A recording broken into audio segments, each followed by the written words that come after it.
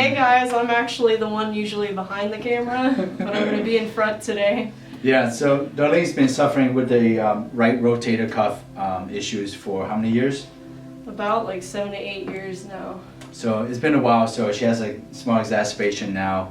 Typically, when it doesn't, it's limiting her range of motion quite a bit. So we're gonna try and restore the range of motion back, get the muscle to release for her here so she can have not only a proper range of motion, but also giving her less pain at rest. So she's having pain, at night you're sleeping, yeah, you're saying? A lot when I'm sleeping because I like to sleep on my side, so I have to keep switching over. Okay. And all that. So the first thing we'll walk you guys through is how we actually examine the range of motion of the shoulders. So again, the rotator cuff, we always are looking at how well the patient is externally rotating. So over here she has a lot of issues here. You can see she's definitely in pain and this discomfort at the least, right? Yes. And we're going to bring into the adduction right here. Again, you can see here she has a lot of barrier that I'm pushing against here, and it's really, really tight. So she should be approximating to her chest a lot better with that. I'm going to go into abduction here. Again, this abduction is better than the other two, but there's definitely a lot of tension up there. The shoulders are rising up here. Her trapezius and levator is firing, trying to protect her quite a bit. So put her arm down for me. As you can see here, just even looking at her here, this is much more hypertonic. And that the reason that happens is actually very, very, very normal compensation wise. Patients, when they are in pain with the shoulder, they always want to ride the shoulders up and trying to protect it.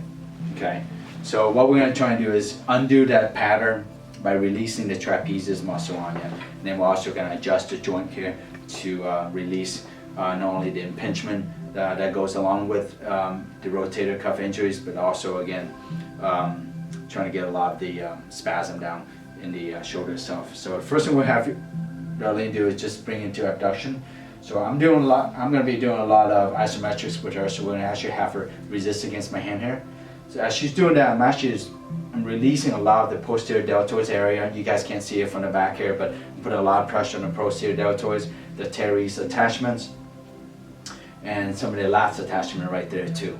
And while we're doing that, we're going to bring the arm all the way up and trying to get more range. And typically this works great on restoring functionality to any inhibited joint. Push down for me right there, darling. Good. Keep going. Again. And good. And this is not for the faint of heart, guys. This is very, very painful. Anybody out there that has rotator cuff issues, you know how painful it is just when you leave it alone, much less putting pressure where it needs to be released. Push down for me again. And go up for me, darling. Nice and easy. Good. And typically after that, you can see she should be able to engage the shoulder joint a little bit better, the glenohumeral joint, to bring this arm up to the ear without moving the head towards it. Okay, and it should be easier with much more range of motion, but at the same time, the ease of movement is what we're looking for. How's that feel, Darlene? A little easier? Better, yeah. Okay. All right, we're going to bring this all the way across. And after that, we're going to try to bring this here. And again, it's coming a teeny bit closer to her chest. So now I'm actually going to do, again, a lot of isometrics here. So drop your shoulders down a little bit. There we go. And again, that's very, very natural. A lot of times when they are in pain, the shoulder always rises. So let's have you stay here. And we're going to bring this all the way across. Go ahead and resist against my hand here. With this here, we're going to bring the arm teeny bit closer towards abduction towards the chest. And at the same time, I'm releasing subscapular region on her, and some of the supraspinatus, which is portion of the rotator cuff here, and the traps too. And good. That's the one that hurts the most right there, that muscle. Yep. And again, this trapezius and the supraspinatus are the two that are oftentimes the main culprit for causing pain.